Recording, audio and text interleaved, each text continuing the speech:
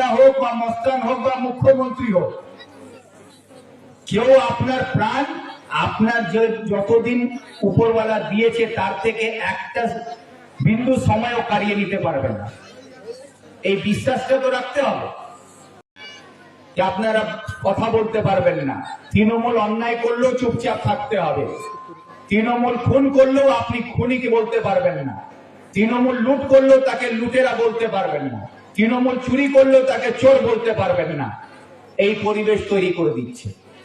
তাই এই পরিবেশের বিরুদ্ধে যদি আপনারা মুখ বন্ধ করে থাকেন, তাহলে এটা জেনে রাখুন, আজকে যদি আপনি মুখ বন্ধ করে থাকেন, তা কালকে আপনার নতুন প্রজন্ম কিন্তু মুখ খুলে দাঁড়াতে পারবে না।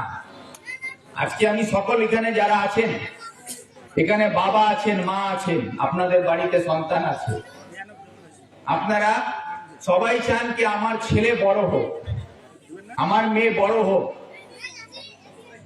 তো বড় হবে, সাহস করে সমাজে বুক খুলে দাঁড়াতে পারবে? পারবে না। কারণটা কেন?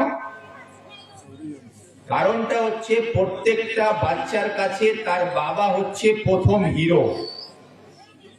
সে গরিব হতে পারে, সে চাষি হতে পারে, সে ব্যবসাদার হতে পারে, সে শিক্ষক হতে পারে, যে কোনো মানুষ হোক না কেন, তার বাচ্চার কাছে তার বাবা হচ্ছে তার প্রথম হিরো।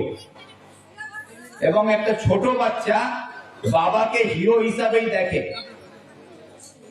সেই বাচ্চাটা যখন দিনে, আপনাকে নিজের মাথা উঁচু করতে হবে, আপনাকে আজকে নিজের গলায় জোর আনতে হবে। আজকে আপনারা যে ভয়ে ভীতু হয়ে বাড়ির ভিতরে ঢুকে আছেন, আপনাদেরকে বাড়ি থেকে বেরিয়ে আসতে হবে। তাহলে কালকে আপনার ছেলে মেয়েরা এই সমাজে বেরিয়ে এসে কথা বলতে পারবে, নালে পারবে না।